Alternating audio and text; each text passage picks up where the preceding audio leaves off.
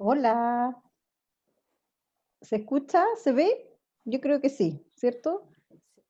Les damos la bienvenida una nueva vez más aquí en nuestro conversatorio de Ciclán, con Patricia Moya, con María Luisa, y hoy tenemos una invitada muy especial, que es Carla Rivera.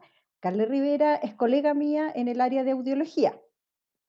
Carla, voy a decir un breve currículum tuyo, ya, para que te conozca la gente.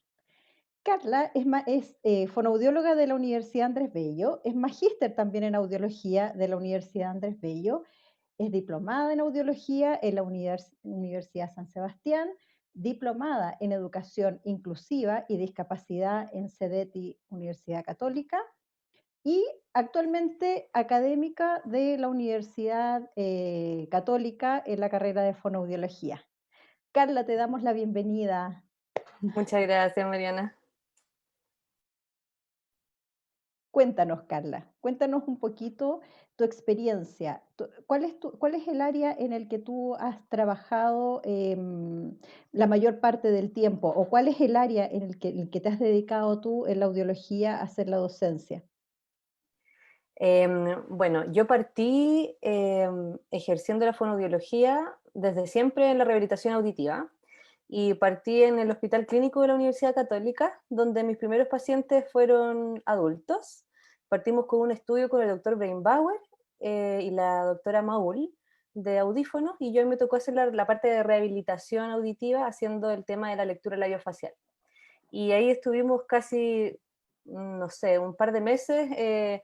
Yo estuve viendo mucho paciente adulto y haciendo su rehabilitación.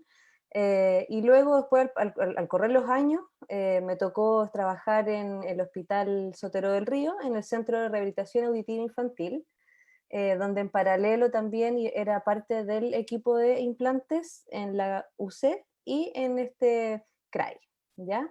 Después pasaron más años y, se empezaron a abrir también otras opciones con el tema de los implantes cocleares, no solo a los pacientes pediátricos, sino que también en los pacientes adultos. Y ahí migré un poco a esta área, donde actualmente también estoy haciendo rehabilitación auditiva en pacientes adultos con implante coclear, principalmente ahora por el tema de la ley Ricarte Soto. Así que ha sido un gran desafío, porque igual es algo nuevo, y la verdad, Mariana, es que ahí me he dado cuenta acerca del real tema, que es la hipoacusia con los adultos, más bien que con los niños. Me he dado cuenta con los adultos, porque a uno siempre le dicen ya la hipoacusia, no sé, es un problema que genera una discapacidad, ¿cierto? Etcétera. Pero, pero en realidad ahí me he dado cuenta que la pérdida auditiva implica muchos otros temas, ¿no es cierto? Como que estas personas pierden su primera red de apoyo, que son las familias. ¿Ya? Uno espera que las familias estén todas con uno, pero de repente pasa que en los pacientes adultos con pérdida auditiva, su primer pilar es el que los deja más bien cojos, ¿ya? En general, la mayoría con esta discapacidad no tienen un trabajo estable, muchos se dedican a comercio como, no sé, comercio ambulante, algunos venden en ferias, por ejemplo, tratan de buscar opciones para poder ser un poquito más sustentables, ¿no? Y la mayoría también vive de la pensión de discapacidad. Entonces, estos problemas económicos, estos problemas familiares también van llevando y conllevan un poco a que muchos de ellos también tengan depresión. Incluso me ha tocado situaciones difíciles, como que pacientes me han dicho que han intentado suicidarse la semana anterior, por ejemplo. Entonces siento que esta discapacidad auditiva altera no solamente la comunicación, sino que también altera un poco también el desempeño emocional, el desempeño afectivo, social y económico. Entonces, por eso en general las personas mayores tienden a irse a pique cuando tienen algún problema auditivo. Ahora, así como el dato rosa que les voy a dar, no, pero la OMS en 2011 dijo que el 15% de la población mundial tiene discapacidad, ¿ya? Y la encuesta de discapacidad del 2015 en nuestro país dice que el 20% de los adultos de la población chilena tiene discapacidad, de los cuales el 8,2% es hipoacusia, o sea que sería la tercera discapacidad más frecuente en nuestros adultos. Y por otro lado, también, que es un poco más alarmante esta cifra, la encuesta nacional de salud del año 2003 plantea también que los adultos mayores chilenos, en este caso las personas mayores, tienen una prevalencia de un 77% aprox en personas mayores entre 70 y 80 años, y en un 90% presentaría más bien hipoacusia en personas mayores de 80 años. Por lo tanto, tenemos una población que cada vez está siendo más vieja, suena fea esa palabra, pero se está envejeciendo más, y el rol del fonoaudiólogo se hace importante y fundamental, porque no solamente vamos a hacer los que vamos a rehabilitar la parte comunicativa de estos pacientes, sino que a lo mejor al tener nuestro enfoque y nuestro rol en cubrir esa necesidad, vamos a estar supliendo también otras, ¿no es cierto? Como te decía, muchas veces me ha tocado ser hasta psicóloga de estos pacientes, y muchas veces las personas mayores no tienen ningún motivo, o no tienen ningún otro motivo o razón de ser, digamos, porque no tienen ninguna otra tarea, están solos en sus casas, no tienen ningún otro objetivo de vida, y muchas veces nosotros los fonoaudiólogos pasamos a ser ese objetivo. Me ha pasado también con muchos abuelitos, eh, eso, que en fondo se transforma en un panorama ir a ver al fonoaudiólogo con alguien con quien uno pueda conversar, plantear algunas dudas. eh, eh, en fondo el fonoaudiólogo tiene más de un rol en esta terapia. Carla, con respecto a esta terapia que mencionas, me gustaría que nos contaras un poco qué tipo de terapias realizas los adultos y en qué consiste.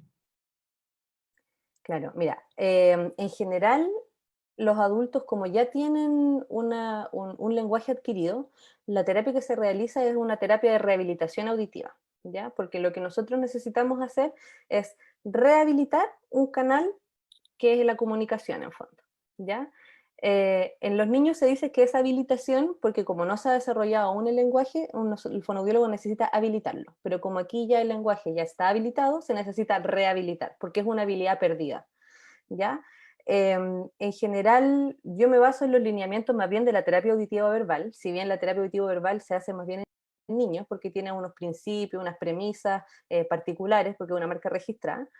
Yo me guío en algunas cosas como para poder plantear mis objetivos, dirigir mi terapia, ¿ya? Entonces, por ejemplo, me guío más bien cuando se realiza la evaluación, se categoriza al paciente en las categorías de Gibbs y Moog, que van del 0 al 6, ¿ya? Que son categorías de percepción acústica del habla, y en base a eso yo voy planteando objetivos de acuerdo a un abordaje que es más bien analítico. ¿Qué significa que sea analítico? Significa que nosotros ponemos énfasis en algo en particular, ¿ya? Por ejemplo, en este caso, nosotros ponemos énfasis en la discriminación o identificación fonética o fonémica, ¿ya? ¿Por qué? Porque el adulto, como ya tiene un lenguaje, principalmente lo que nosotros tenemos que cubrir es esa necesidad de diferenciar fonemas que el implante muchas veces no lo logra hacer por sí solo, ¿ya? Y para luego, después, una vez que ya el usuario, el paciente, logre discriminar e identificar, nosotros recién ahí nos lanzamos como al tema de la comprensión auditiva en diferentes contextos. Pero en general se dice que el paciente adulto no necesita años y años de terapia fonoaudiológica, lo que es cierto, por lo menos en mi experiencia ha sido así. Sin embargo, siento que es súper importante que el fonoaudiólogo acompañe el proceso terapéutico a estos pacientes, principalmente porque tienen mucha dificultad con el tema de la discriminación fonémica, ¿ya? En general me ha pasado que me he podido quedar estancada o en una meseta con la terapia, precisamente en la categoría 4 o 5, donde es lo más complejo finalmente para el usuario, ¿ya? Y es importante que en este punto nosotros como fonoaudiólogos tengamos un nexo súper cercano con el audiólogo, ya que tenemos que ir diciéndole las evoluciones casi que terapia a terapia para que este audiólogo logre hacer una calibración adecuada y pueda ir avanzando más rápido en las terapias. Por otra parte, con respecto a las actividades que a veces yo hago, también son actividades que son súper estructuradas, si bien se ven que son como más espontáneas, pero al contrario, el material tiene que ser muy bien escogido, los estímulos tienen que ser precisos, por lo mismo que yo les decía, que el tema de la discriminación, por ejemplo, casa, taza, si estamos viendo discriminación solamente de un par fonético o fonémico, tengo que tener un pool de imágenes y un pool de palabras que tengan sentido, obviamente, para el paciente además, que solamente tengan esas diferencias de esas dos vocales, perdón, de esas dos consonantes. Por lo tanto, tienen que ser materiales muy bien escogidos. En general, los estímulos que yo utilizo son a viva voz, ¿ya?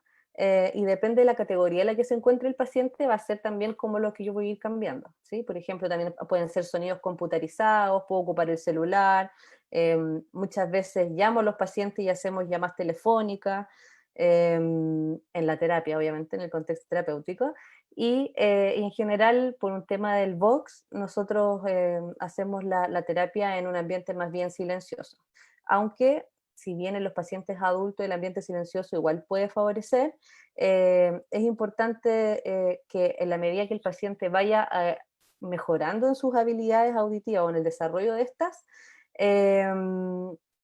que nosotros también vayamos poniendo otras competencias un poquito más difíciles, ¿ya? Como no solamente que sea un ambiente silencioso, sino que también sea un ambiente cada vez más ruidoso o que tenga una mayor competencia o una mayor dificultad para este paciente, ¿ya?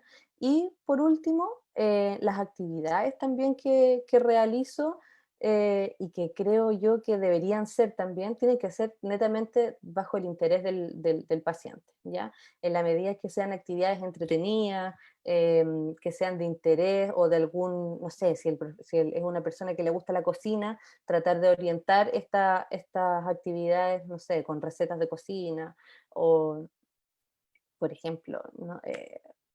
No sé, si es ingeniero, tratar de buscar algunos contenidos que tengan que ver con el tema de la ingeniería, ¿ya? Creo que uno puede adaptar los materiales como para que el paciente también genere un vínculo con uno y también tenga el interés y quiera seguir y adhiera un poco a la terapia. Hola Carla, habla Patricia Moya. Hola, Patricia. Quería preguntarte si acaso tienes algún tips para trabajar con los adultos, que es lo que siempre nos están preguntando. Algo que quieras recomendar aquí a las personas que están escuchando. Sí, espérame, quería decir algo chiquitito que se me olvidó, lo dejé como en el tintero de la pregunta anterior, perdonen, que la otra terapia que realizo también, como comenté en un principio, es la lectura labiofacial, ¿ya? Y la lectura labiofacial a mí a todos nos causa un poco como de resquemor, porque es una terapia que es súper difícil, ¿ya? He tenido la ventaja de tener pacientes de todo tipo con este tipo de terapia. Es una terapia que es difícil de aprender, pero cuando se aprende es una herramienta muy importante, ¿ya? Sí, yo creo que para este tipo de terapia es importante que el paciente tenga un buen nivel cognitivo, ¿ya? Uno, para que ponga atención todo el tiempo en los labios. Dos, para que tenga una buena memoria también con respecto al aprendizaje de cómo se ven cada uno de los fonemas, en este caso disemas, y se los aprenda y lo pueda asociar un poco a la conversación, ¿ya? Y para eso uso el libro de Marta Rosset, que es el protocolo que ella tiene de lectura labiofacial. No me acuerdo el año en que lo publicaron o lo crearon, ¿ya? Pero creo que es un muy buen comienzo para partir o para tenerlo de apoyo en el tema de las terapias. Y en general esta terapia de la lectura labiofacial yo la utilizo más con audífonos que con implantes, ¿ya? Como en las personas con implante, el implante tiene un mejor rendimiento auditivo, estos pacientes también, y por lo tanto yo trato de potenciar al máximo la habilidad auditiva, ¿ya? En cambio los pacientes con audífonos, cuando no tienen un rendimiento óptimo, ¿ya? La lectura labiofacial rinde súper bien como una terapia complementaria. Ahora sí puedo responder la, la pregunta del tip. Em, la verdad es que como docente de algunas estudiantes que están haciendo sus internados, las prácticas clínicas, en general alguno de los tips que puedo dar es siempre dar un refuerzo positivo a los pacientes, ¿ya? Las personas adultas en general son súper autoexigentes y tienden a sentirse un poco en desventaja cuando obviamente tienen este déficit auditivo. Entonces, se frustran muy rápidamente, si a eso le asociamos lo que yo decía en un comienzo, que pueden tener alguna depresión o pueden cursar algún cuadro como de ánimo, ¿ya? O de mal ánimo, en general es importante siempre darle un refuerzo positivo. Ser honesto, igual decirle, ¿sabes qué? Mira, no escuchaste bien, pero hagámoslo de nuevo. Mira, súper bien, lo intentaste. Incluso hasta reírnos de lo que pasa en el mismo box, ¿ya? En el fondo, el generar un ambiente cálido y liviano donde no sea un problema el equivocarse, ¿ya? Donde nadie no se sienta juzgados porque escucharon algo que no era. Siento que eso hace mucho en la terapia con un adulto, ¿ya? Lo otro puede ser dar un espacio para escuchar a estos pacientes. Como les decía también en un comienzo, muchos de ellos ya no tienen algún familiar cercano con el que puedan contar lo que ellos piensan o sienten, ya algún problema que tengan, y creo que es importante dar unos 5 minutitos al comienzo de la terapia, este tiempo para poder escuchar a nuestros pacientes. Uno, porque puede bajarles la ansiedad a ellos y va a mejorar también el rendimiento de ellos en la terapia. Dos, porque también va a mejorar el vínculo terapeuta-paciente. Y tres, también creo porque eh, nos puede servir de insumo a nosotros para poder generar una terapia también más personalizada, ¿ya? Otro tip podría ser también, que esto es muy importante, e insisto, le ha costado harto a mis alumnas, ¿ya? Es realizar harto el lenguaje gestual y corporal que acompañe el discurso cuando sea necesario, ¿ya? Eh, en general, muchas veces uno queda como pasmado al frente de una persona con discapacidad, ¿ya? Y a uno se le olvida que tiene que acompañar todo este lenguaje oral con algo más bien corporal y gestual, ¿ya? Ponerse al frente del paciente, hablar lento, modular bien, ¿ya? Insisto, modular bien y hablar más lento no significa hablar en cetáceo, ¿ya? Muchas veces se hace como poco natural y y no es la idea, digamos, ¿ya? No usar accesorios que tapen la boca, sobre todo cuando uno va a dar una instrucción o cuando va a conversar con esta persona, no en el contexto de terapia, sino que de repente cuando lo va a buscar a la sala de espera hasta ir al box, ahí se genera también una conversación que puede ser rica y que es importante que este paciente también la pueda captar, ¿ya? Y lo otro también creo que es súper importante es simplificar el discurso, ¿ya? Evitar tanta palabra y ser súper concreto, ¿ya? Otra cosa que encuentro importante como tip es que es importante el ser empático con el paciente y ser súper observador, ¿ya? Muchas veces me ha pasado también con alumnas que uno empiezan las terapias, ¿ya? Y están tan enfocadas de repente en ver su cuaderno, en revisar algunas tareas o están tan concentradas en que les resulte bien la actividad que no se fijan en las expresiones del paciente, no se fijan en sus caras, no se fijan si están a punto de llorar, si están frustrados, no se dan cuenta si la actividad va a funcionar o no. Y creo que con estos usuarios que muchas veces son de pocas palabras, porque como no se atreven a hablar por miedo a meter las patas, por no entender lo que están escuchando, que muchas veces no hablan. Entonces es importante fijarse en las expresiones de ellos también. Y lo último, que fue también lo que mencioné anteriormente, es hacer actividades más bien significativas para este paciente, ¿ya? Porque eso también va a mejorar el vínculo con el usuario. Y cuando digo actividades significativas para este paciente, no digo solamente que sean actividades que sean de su interés, sino también actividades en las que sean entretenidas, ¿ya? Muchas veces a todos nos han dicho que cuando uno trabaja con adultos, tienen que ser actividades como no infantiles, porque el adulto se puede sentir como, no sé si pasado a llevar es la palabra, pero no le va a gustar, o no sé. La verdad es que mi experiencia es que todo también depende de cómo el terapeuta lo lleve, pero yo con mis pacientes hemos jugado dominó, hemos jugado carta, hemos jugado a la lotería, hemos jugado, no sé, hasta les he regalado stickers y se van felices. Creo que es importante en cómo uno enfoca también la actividad para hacer sentir bien a este usuario, con nuestros materiales, con las tareas que uno manda para la casa. Interesante, Carla. Bueno, yo te quiero llevar al tema que a mí me apasiona, que es el Ujú, procesamiento auditivo central. Eh, Tú sabes, bueno, les podemos contar a las personas que nos están viendo que nosotras estamos trabajando en un material justamente para trabajar con pacientes que ujú, tengan dificultades en el procesamiento auditivo central. Y yo soy una convencida de que para implementar al paciente con el audífono, tú necesariamente tienes que trabajar las habilidades auditivas en paralelo, pero no ujú, dejarlas de lado porque el paciente obviamente se tiene que acostumbrar a un nuevo sistema de escucha.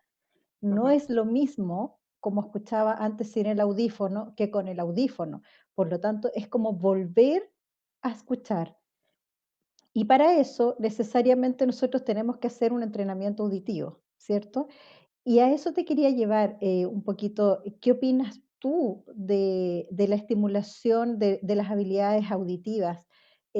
¿Estás de acuerdo, no estás de acuerdo? ¿Estás de acuerdo en que se debería implementar como un programa en que debería ser obligatorio esto de estimular las habilidades cuando implementamos a un paciente? Definitivamente. Va totalmente de la mano. El tema de que muchas personas no saben, pero de repente en congresos o cursos nos han mostrado cómo escucha una persona con implante, y de verdad que se escucha muy diferente. Yo a mis pacientes, una de las gracias que tiene tener pacientes adultos es que a uno le pueden contar cosas, ¿ya? Porque los niños no, como han escuchado toda la vida así, no nos pueden contar. Y los pacientes adultos a veces me dicen, no sé, que cuando recién le prenden el implante, uno, que escucha muy bajito, y dos, que por ejemplo, no sé, un paciente en particular me dijo que escuchaba un ruido, ti, ti, ti, ti, ti, ti, ti, y hasta que identificó qué era, y era el ruido de los pajaritos.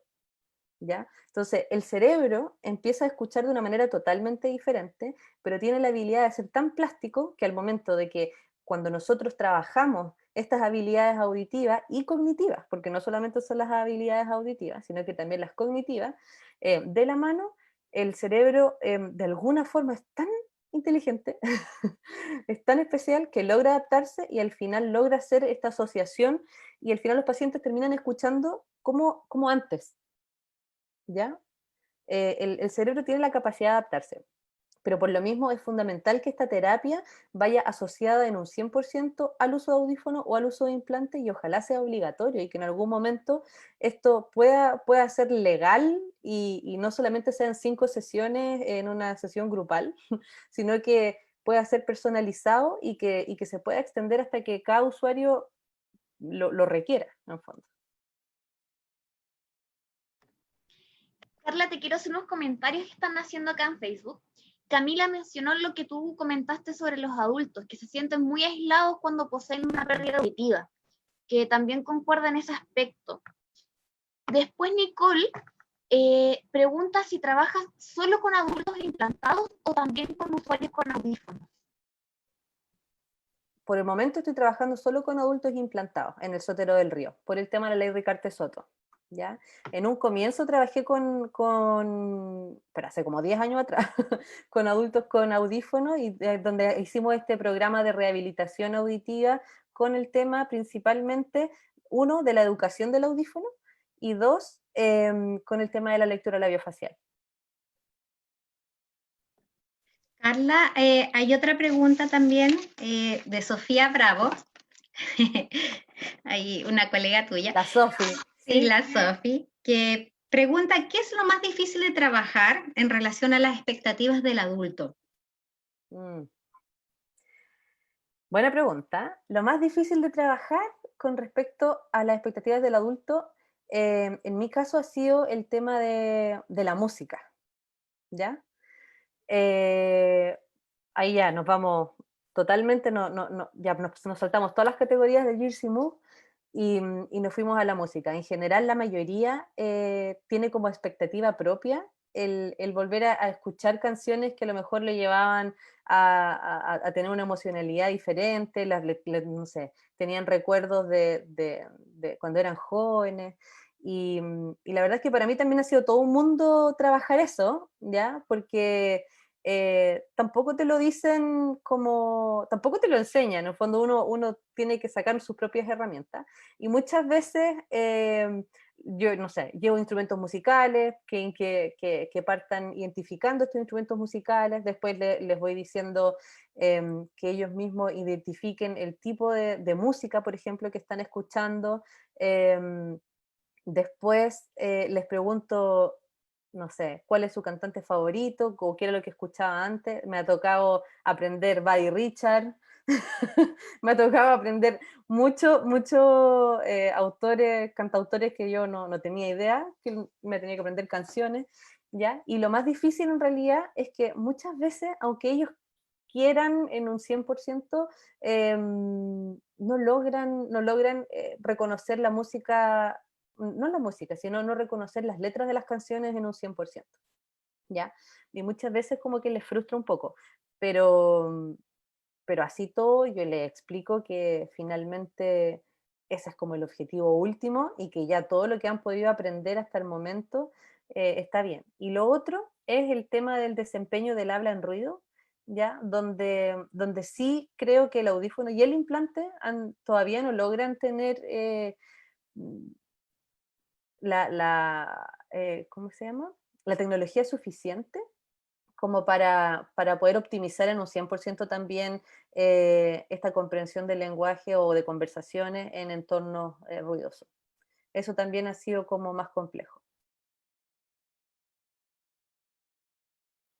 Mm, Carla, volviendo a eso, encuentro súper interesante y sabes que en Brasil es un aporte en realidad, porque no es una Ujú, pregunta, es un aporte. Utilizan mucho lo de lo que tú decías de las canciones, eh, y a lo mejor estaba pensando, mientras tú comentabas, que como ellos se frustraban con la letra, a lo mejor tenerles la letra escrita en ujú, grande y hacer como una especie de gincana musical, sillita musical, se ujú. llama gincana musical, Sillita, yo creo. sillita musical, y a lo mejor hacerlo con las letras de las canciones Ujú, para no frustrarlo, porque eso es un tema que igual es sumamente importante de trabajar, o sea, la melodía, totalmente. la entonación, y la memoria también, o sea, ahí tú estás Ujú, trabajando memoria 100%, y todos sabemos que a medida que pasan los años, lo que más vamos perdiendo es la memoria, y la memoria auditiva no deja de perderse. Entonces, ujú, es una actividad como entretenida de hacer, y lo que tú ujú. decías de habla en ruido, efectivamente, estamos al debe, y eso es lo que yo siento que nosotros tenemos que empezar a investigar, trabajar y crear material para poder trabajar de una manera óptima con los pacientes. Definitivamente. Mm. Y Y sabes qué, perdón, no, sí, y dale, no dale. solo, y no solo material, sino que también protocolos de evaluación, porque por ejemplo, yo en esta necesidad de trabajar la música y de evaluarlo también, porque todos tenían diferentes rendimientos, eh, bueno, la página de Implantes Medel tiene un catálogo que uno puede descargar gratuitamente, y dentro de eso hay protocolos de música, ¿ya?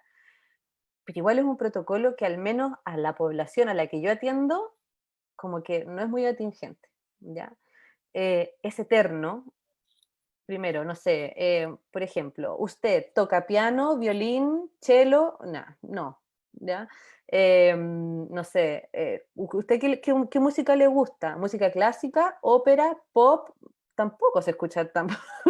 O sea, al menos, insisto, en la población a la que yo estoy acostumbrada, no. Obviamente se adapta y se puede adaptar, pero pero también en un cuestionario de 6, 7 páginas, donde tampoco tenía mucha relevancia. Entonces siento que también es importante ir trabajando en ese tipo de cuestionarios, encuestas, evaluaciones, donde nosotros también pueda hacer algo que podamos evaluar de forma más atingente. Y solamente como una cosa, esa Ujú. escala que tú hablaste, ¿a qué va, a qué apunta? Tú algo dijiste de valores, pero ¿puedes ser más específica?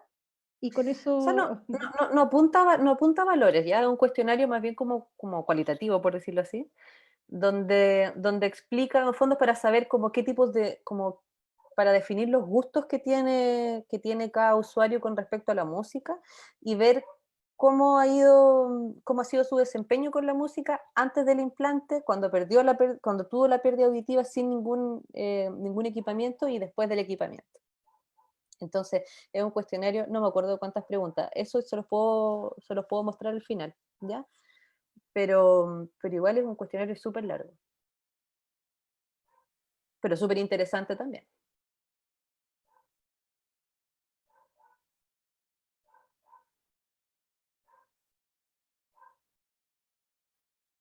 perdón, Luisa, ¿estabas hablando algo o no? ¿Que se quedó pegado? No, pero hay más comentarios en el Facebook en donde, bueno, esto lo preguntaron hace rato, yo creo que también lo han ido desarrollando a medida que Carla ha ido hablando, que pregunta si se incorporan aspectos cognitivos en el desarrollo de la terapia, es decir, es integrar áreas frente a los objetivos planteados. Claro, efectivamente, no lo dije, pero sí, se trabajan, por ejemplo, mi terapia dura 45 minutos, de los cuales se dividen, en general, y me gusta trabajar todos los objetivos en una o dos actividades. No me gusta separar las actividades por objetivo. Siento que nosotros pensamos en forma global y no segmentada.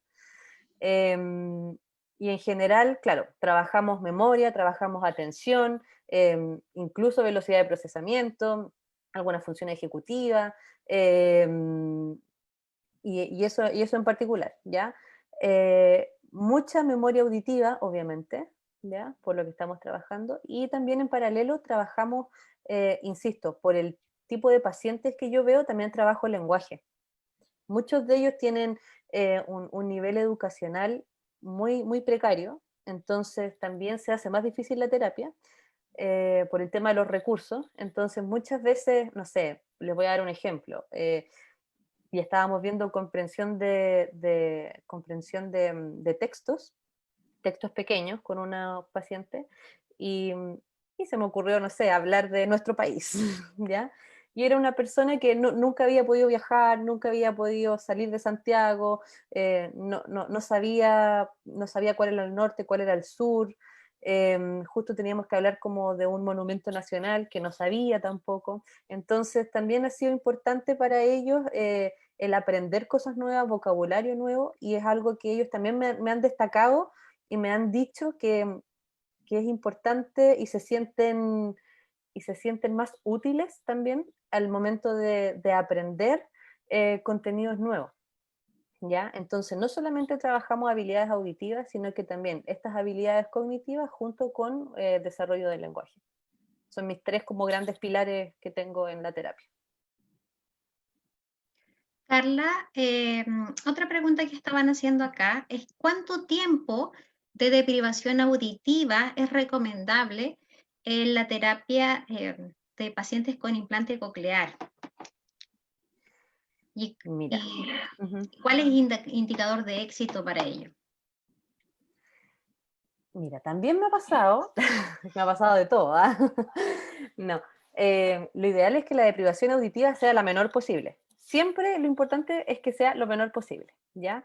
Sin embargo, me ha pasado que he tenido pacientes que han tenido 40 años de deprivación auditiva que yo digo, uy, me va a ser muy difícil hacer esta terapia. Sin embargo, han andado súper bien, ¿ya? Igual, obviamente, es la excepción o la regla, ¿ya? Pero lo ideal es que ojalá no tengan más de 5 años de privación auditiva, es como lo ideal, ¿ya? Em, pero insisto que en la medida que tengan por ejemplo, un buen nivel educacional, y que hayan sido usuarios de audífonos, aunque le hayan dado un poquito de rendimiento, eso cambia y hace la diferencia a la hora de tener la terapia después.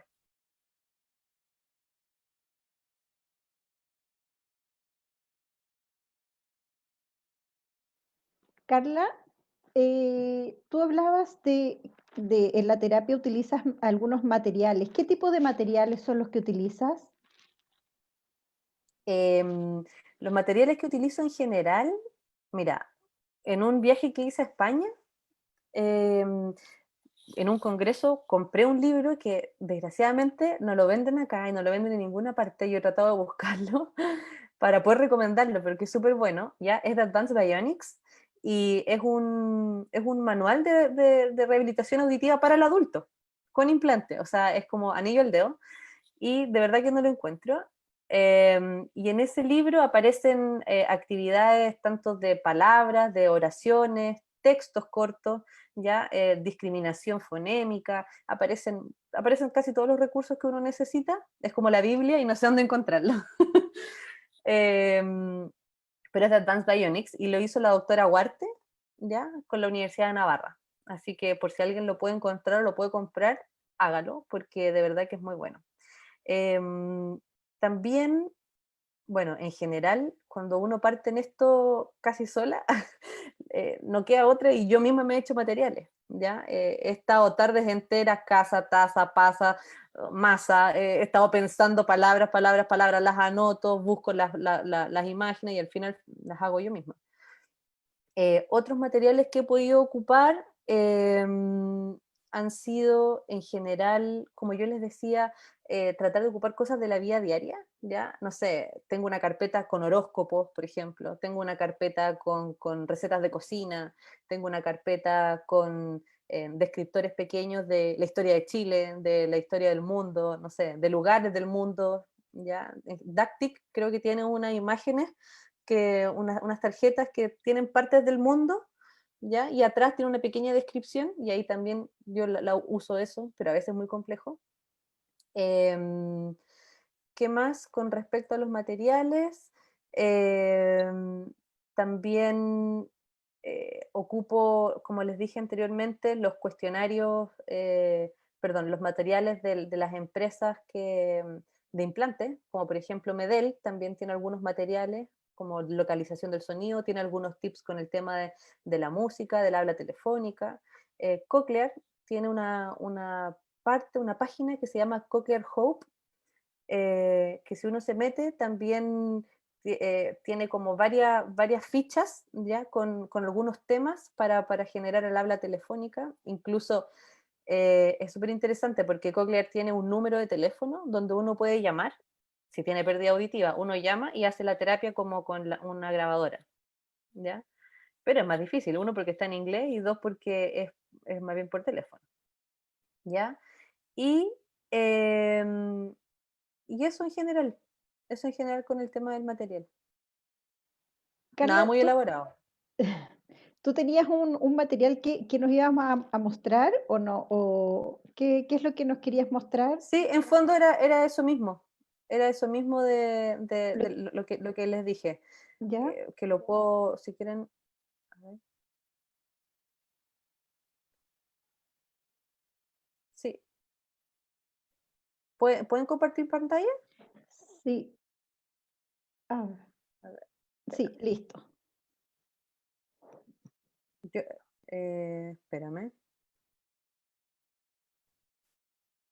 ahí estoy. ¿Me ven? ¿Ven mi pantalla? Sí, sí, la Sí, vemos. ya. Esta, por ejemplo, es la de Cochlear, que es Cochlear Hope, como yo les decía, donde se meten aquí a la capacitación por teléfono y aquí aparecen como diferentes como contenidos por ejemplo, para hablar en habla telefónica, ¿ya? Por semana, ¿ya? Y este era lo que yo les decía, que ustedes pueden llamar a este teléfono y en fondo van a seguir las instrucciones y pueden hablar como con la grabadora, ¿ya? La otra opción es Medel, que se meten a Medel Rehabilitación, ¿ya? Y aquí están los recursos descargables, que aquí está el cuestionario que yo les decía, el cuestionario de música de Múnich. También tiene consejos prácticos para escuchar música para adultos, ¿ya? Y la práctica con el teléfono, que yo la encuentro súper buena, porque de repente uno tampoco sabe cómo partir la rehabilitación del habla telefónica, y este da tips muy buenos, ¿ya? Advanced Bionics tiene The Listening Room, donde en general son más bien para terapia para niños, pero igual pueden rescatar algún material para adultos. Y lo otro que me imagino que, no sé si lo saben, pero Medel también tiene un blog de profesionales, ya que el Professional Blogs, y ahí también hay mucho material descargable. Y lo bueno también es que ahora Medel está dando cursos gratuitos para informarse acerca de sus productos y de algunas cosas de rehabilitación. Y que son certificados. Así que Carla, con es respecto una buena a estos opción. cuestionarios que estás mencionando, Nicole pregunta, ¿cuáles cuestionarios son los que consideras más útiles para aplicar?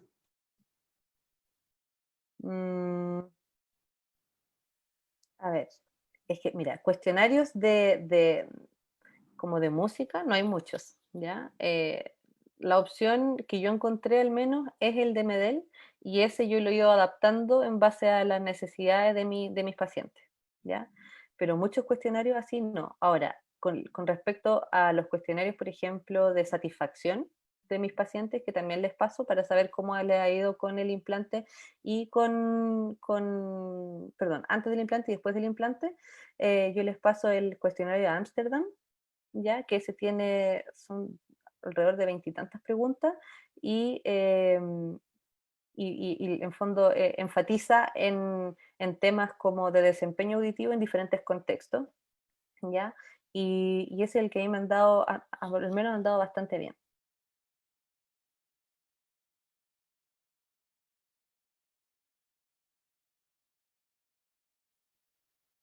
Ahí, dejamos de compartir eso. Ahí. Pati, ¿tú querías decir algo? Sí, hay una pregunta que hace Pamela, es referente a la contingencia actual. ¿Qué consideras tú, cierto? Si acaso consideras adecuada la herramienta de teleterapia en pacientes, sobre todo en aquellos que son hábiles en la utilización de herramientas tecnológicas. Mira, la verdad es que yo creo que todo lo que sea terapia es bueno, ¿ya? Independiente de la modalidad. Sin embargo, creo que va a depender también del enfoque que nosotros le demos a la teleterapia, ¿ya? Y del recurso, y de cómo utilicemos la teleterapia como recurso, ¿ya? Porque, por ejemplo, pueden haber usuarios que estén en categoría 3 y por lo tanto van a tener un desempeño auditivo más deficiente, podríamos decir, que uno que a lo mejor está en categoría 6, pero al menos nos puede servir la teleterapia para orientar a la familia, para orientar a su contexto familiar, y que ellos a lo mejor puedan realizar las tareas que uno le está dando y que ellos lo puedan realizar en la casa. Puede ser algo más bien educativo. Ahora, si es un paciente que ya tiene un mejor desempeño y ya puede escuchar bien el computador, o puede escuchar bien, o puede tener un desarrollo de la habilidad auditiva en fondo mejor, yo creo que la terapia así como terapeuta-paciente puede ser totalmente efectiva mediante una telepráctica.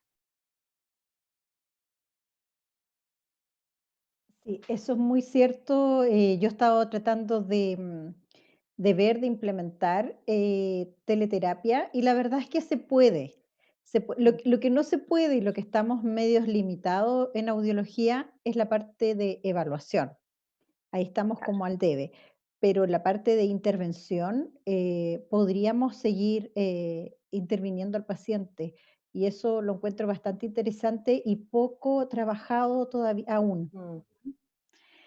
Carla, te damos las gracias por la Gracias a disposición ustedes. de haber estado con nosotros, con nosotras, haber conversado de este tema que es sumamente importante, sumamente interesante y sumamente contingente.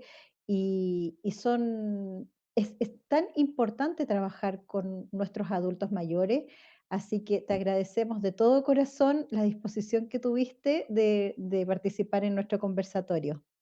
Gracias a ustedes por la invitación. No, gracias. Y Ojalá se gracias repita. sí, de todas maneras. Y gracias a todos los asistentes. Muchas gracias. Nos vemos la próxima semana con otro conversatorio más. ¿Mm? Chao. Chao.